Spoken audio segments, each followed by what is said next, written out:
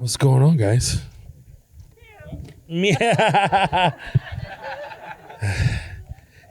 It's such a funny backstory with that too. Like, my videographer is the one who was doing all the BTS. We just cast him in that role to do that. And earlier he was saying, like, you know, after he did that role, he's like, maybe I'll just be an actor. I was like, you want to be a director, bro? Like, you just meowed in a couple of scenes and now you want to be an actor? Like, relax, bro. Relax. So we did a premiere in Houston and everyone after the premiere was meowing at him the entire time. I could see his head getting so big the whole time. But that was based off a real thing, real quick, and I'll kick it off. That was really based off of someone who really spent time at a detention center. He was there for 3 months. He consulted on the show. And he told us, while he was describing how terrible it was, his experience was, he said that there was a guy in there that would constantly meow. And I was like all the time? He was like, all the time. Just meow. It's like, could be at 3 a.m. and you hear him meow like that. I was like, well, that's going in the show immediately, you know.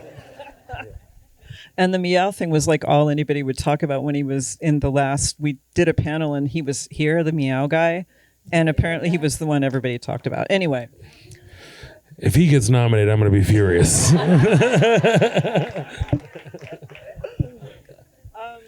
So can you quickly just, you guys just saw the first 2 episodes, can you quickly kind of tell them where it goes from there so we can talk about what happens next? I mean, sure. Clearly, Mo is a massive fuck up, first of all. Like, he constantly can't get out of his own way, and he's always piling it on himself, and he's dealing with so many emotions, clearly with his girlfriend and everything that happens with her and the fact that she has moved on. I don't know if I should tell him all that. Should I tell you all the little details? I mean, well, I didn't know if there's spoilers, even though it's out. There is so many spoilers in there that, well, she's okay. I won't tell you. She's dating someone that's definitely like ultimate betrayal, you know, for him. And that creates a whole set of emotions that send him spiraling down, while his friend Hamid and Toby Nick in this case was trying to help him out and trying to find his own way and talk some sense into him.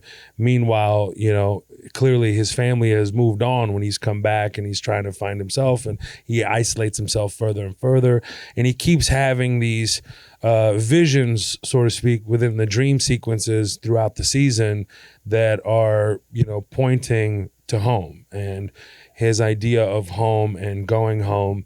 And in episode 8, you know, they do get to go home, and that's a whole another slew of experiences there. And I'm trying not to do spoilers. It's very, very hard not to, but I'm really, you know, I encourage you truly, just as someone who's very objective about their own work, it's really something that I'm extremely proud of, and I feel like it's a absolute, like, episode 8 is a masterpiece, and I'm so great to, like, I feel so incredibly blessed to have been surrounded with someone like Farah and all the great cast and crew to be able to fulfill such a vision, and I really, really encourage you just to watch it and give it a chance and see that last episode, because I feel like it's my life's work, like, truly coming together.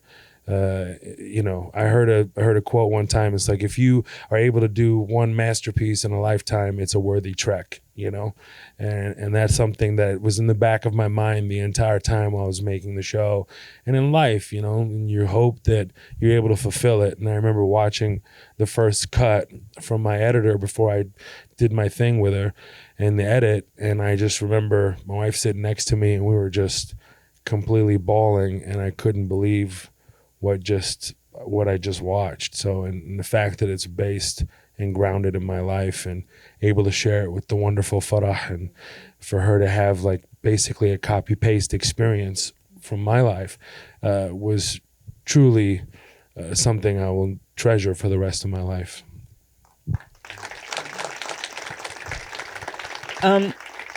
Can you talk about, okay, so on screen, the relationship between mother and son is just, it's incredibly moving, and it's really funny, and it hits on so many different marks, whether it's, you know, the immigrant parent thing, even though Mo is too, but still, I mean, there's the, the generational thing, but also as the performers outside of these roles, your experiences are very similar, your backgrounds. And for those of you that don't know that, can you talk a little bit about that?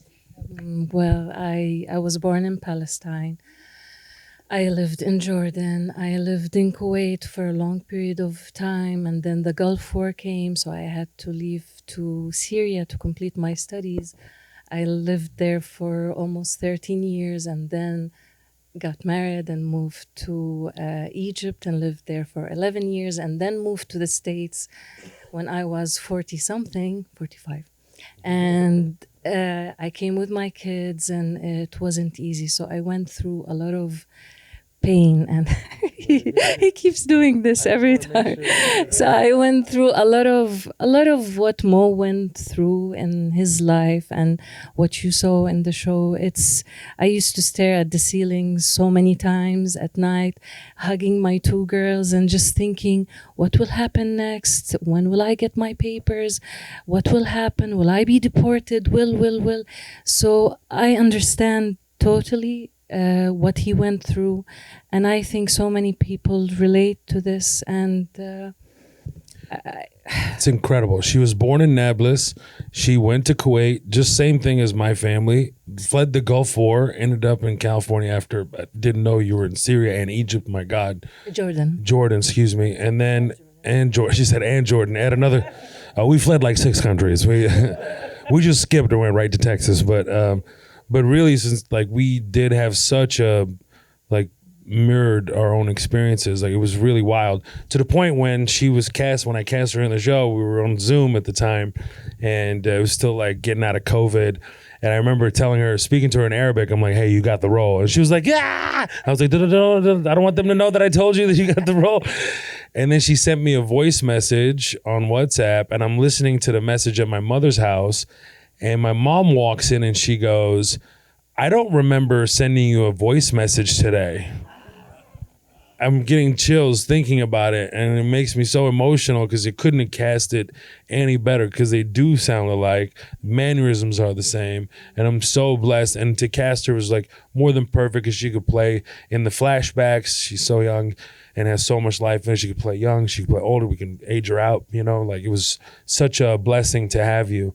And what happens in episode 7 between her and my sister in the show is literally like one of the best things that I've ever been a part of. Like when you see 2 characters, especially in a mother-daughter relationship, and they're both, just getting through such a difficult time and resolving it in such a beautiful way. And some of the dialogue was a lot of it in Arabic at times. And I was looking around as I was directing the scene, and I see everybody else just crying. And I'm like, they don't even speak Arabic. I'm like, I'm sure we nailed it now. This is great. So it really is just an incredible thing. And initially in the creation of the show, they were saying, you should take out this element of Kuwait. And I was completely against that, because you have to understand there's generational displacement. You have to understand what happens because I thought we were fine in Kuwait. I was so young. I didn't know that we were stateless or had this thing. I didn't know until the war happened, and the reality all set in that we're stateless. So. And, here, the subject matter, it's a comedy. This is a comedy, and it's really funny, but this is really heavy duty stuff too. And I don't know, it's just a big congratulations for taking something that can be so heart-wrenching, particularly now, so political and all of those things, and just spinning something that is human out of it and something that is really funny. So, and you both did that. And the relationship between, mother and son totally gets to that. There's just beautiful moments, and there's great moments when you're just kicking his ass. I mean, this is mostly what Arab moms are. They are like this. I remember one time my brother broke his leg. He was jumping from the closet down, and my mom came, "Ya Hamar, you donkey!" And she started just slapping him. I know it's abuse. It's just she started slapping. Let's cut that out, shall we? And then she said, "Oh, mommy, are you okay?" So they have this contradiction, but they have a kind heart. When my parents immigrated to the States in the 80s, my mom was like the Ministry of Internal Affairs and the Ministry of Education. She would make sure we study, we eat well, we don't cuss. She knew everything. Yes, she was like scanning everything. So it's like a thing in them. They can have this amazing ability of just containing everybody and making sure everybody is well educated and well fed and well mannered and everything. She was the therapist, she was the educator, she was everything. And I believe the moms everywhere should be like this, or they are like this, but the mother's heart and love is infinite for your children. Like, it's absolutely that. And you show it, she's not when it comes to tattoos. No, not when it comes to tattoos. No, you still love your son no matter what. And even like, they crossed the border and he shouldn't have, and clearly made many bad decisions. She's still like berating him, but saying, "Hey, please eat." You know what I mean? Habibi, I cooked this for you. I love you so much. And I remember hearing this story long ago. I can't remember who said it, but it was a beautiful scholar who relayed the mother's heart. Even if a son were to commit a murder and he goes into jail, the father will tell the mother, "You can never speak to your son again, but she'll still send him cookies on his birthday." You know what I mean? It's that, I know it's an extreme example, but it really shows that the mother's heart and the connection with their child is never broken and always bonded. So it's a very sad story to tell, I feel. There was a murder, there were cookies. No, that's all. You know what I'm saying? Yes. All right, please. Don't make me self-conscious out here. Go ahead, Lorraine. Move on. I'm sorry for bogging us down in that. No, it's good. So when you're making the series, like, okay, this, I don't want to make it a spoiler, but what we're seeing in the series is pre-October 7th. I just said that. So, but when you're making the series, you know what's happening in the world. Sure. So how is that affecting what you're going to do, how you're moving forward? Because here you are making the show and it's like, oh my God, you're looking at the headlines, and how do you do that? It was easily one of the most gut-wrenching things that I've gone through creatively. Just on a personal level, knowing that this is the first ever show with the Palestinian creator and lead in the show and whatnot. It's very, very difficult. Thank you. And the amount of pressure and the intensity of being the guy, like, you got to say something, what are you going to do, while trying to write the show, was also super intense. And so I entertained it because I mapped out the show within a month, and then we went on strike May 1st and we came back October 1st, and then 6 days later all hell broke loose, and there's just all these people yelling at each other online, no real productivity, no real conversations.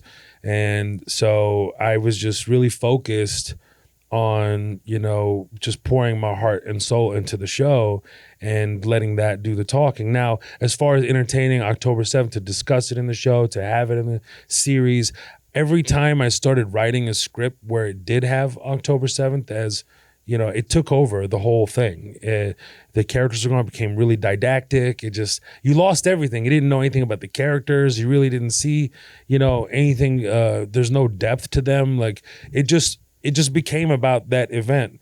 So that was one dangerous thing to go down, rabbit hole to go down. Secondly, a whole year will pass by the time you film the series and the show comes out. So God knows, what's going to, unfold. And then you made me film something that's completely, now it's just washed up and no good. So that was also a problem. Thirdly is, like, you have to show what the state, the conditions were pre-October 7th. This all didn't just start on October 7th. It's very, very important to also contextualize and give a little history. Like, we were checking phones and checking what's happening in the news on a regular basis. So it's very important to really understand that, and it's only season 2 and it's a comedy. And so to jump into October 7th, I felt like was a massive trap. And every time I wrote about it or try to infuse it into the series, it just really lost its heart and soul, quite frankly. And if there was an opportunity to do a third season, for instance, hypothetically, then maybe we'd entertain that then. But I think it's really, really important to stay focused on the characters and the families, and really stay grounded, and just to show what it's like pre-October 7th. And that's why I end the whole series on October 6th of 2023. No, it was really, really different. It was extremely hard. And, recreating scenes with family members that are no longer there, or, it's just really, really just tore me up. I would do scenes and I would just like go off and just weep in a room when nobody knew where I was, and I would come out and start directing again. All right, guys, so we're just gonna, you know what I mean? Like nothing happened. It was an insanely cathartic process, and I'm so glad that I had that. And there's so many things that were unresolved in my own heart that we're able to, through the show, through the series, to deal with them accordingly, which is very unique and special. So I'm very grateful and so grateful to Farah, because she was a huge, huge part of that. And I think, part of it too is that the show is so character driven. Everybody has a background in there. Samir, the brother, and the way that you all interact, there is this, you've built up, I hate the word chemistry because it sounds so bullshitty, but like you've built up these relationships in there that, they feel unique and they feel authentic. But I think also it helps it from becoming anything didactic, anything that's about the situation over, because you are humans, and it humanizes this whole situation. Observation, not question, but I think it's beautiful the way the characters develop in that. Thank you. Yeah.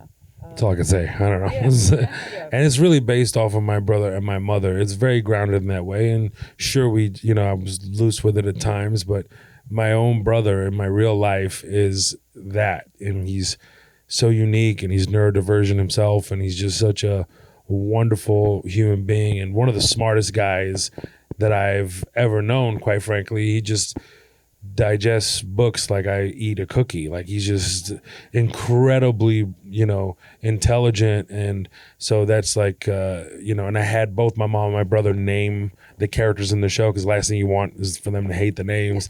And my brother named Samir like this. Like, he didn't even let me finish. It was like, what would you be other than Samir? I was like, oh my God, so you've thought about this like pretty often. So it just speaks to the character. I'm like, that's the character, that's my inspiration for that character. And truly, like, all the flowers go to my family, because there wouldn't be a series without them. Right. Yeah. In terms of like when you're going into okay, you guys saw the first 2 episodes, right? So, okay.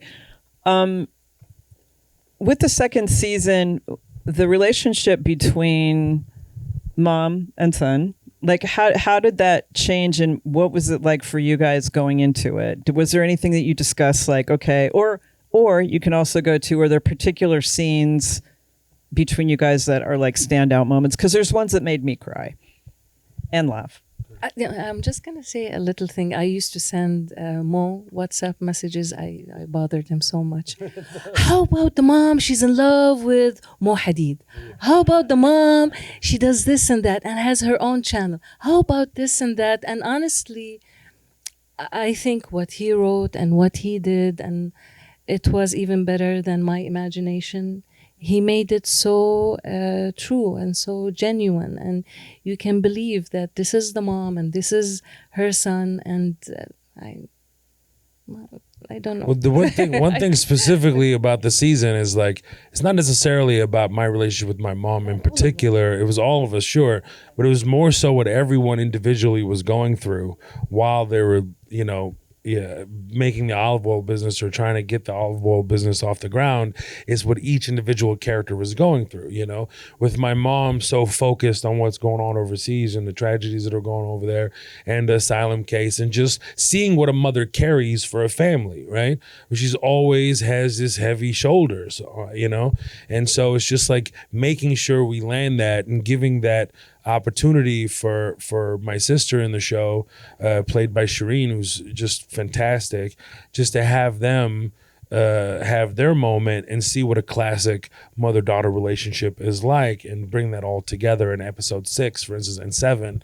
So it was just like making sure to show what everyone's journey is individually while also being galvanized as a family.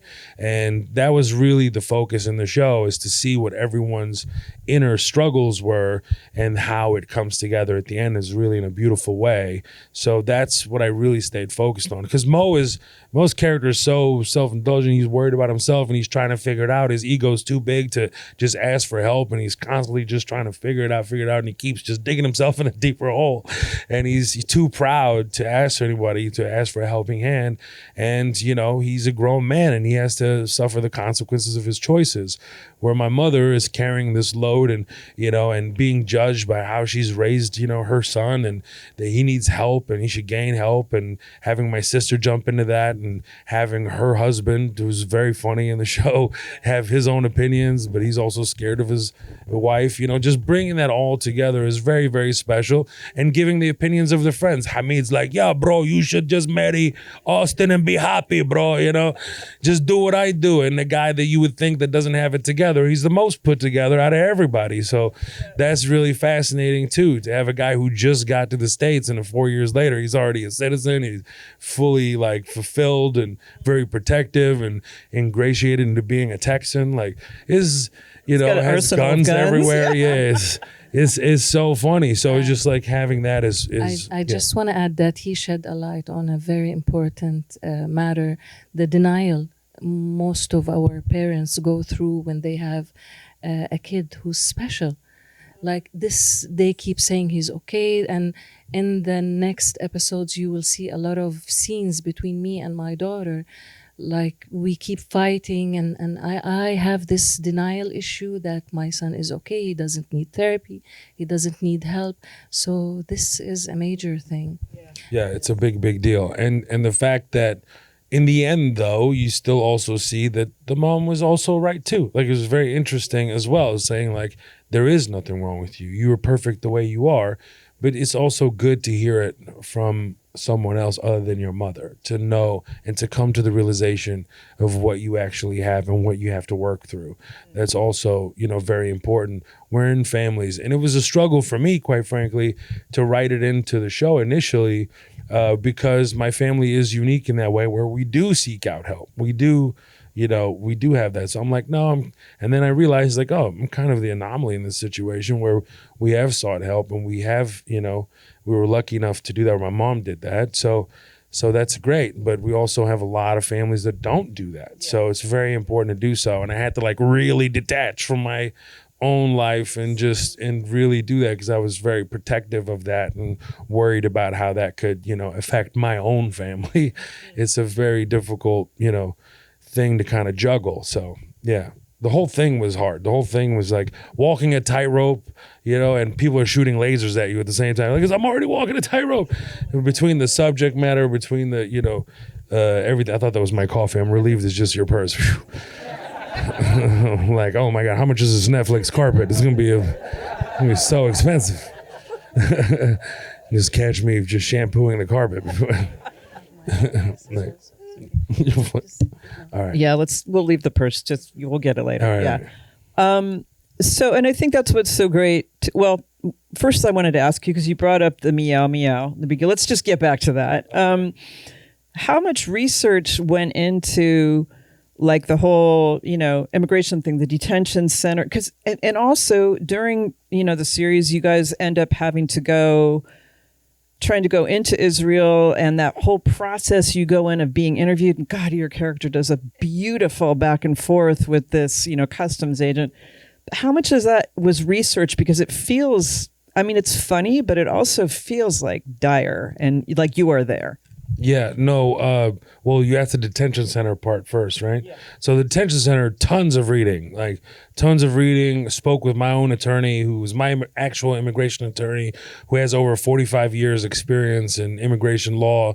He consulted on the show both seasons. So he was a big part of the initial, you know, conversations, and then we had someone who actually spent time in a detention center. So it was a multitude of things. It was both getting the legal aspect of things, and then tons of reading and getting as many pictures as you could for our production designer as well, and details through our consultant who was actually in a detention center himself, who ended up with an ankle monitor himself and gave us the details of that, and that happens to him later on in the series. But yeah, so it's just, that was really, because we got to nail that. The last thing you want to do is mess that up. That's the last thing you want to do. It's such a giant responsibility.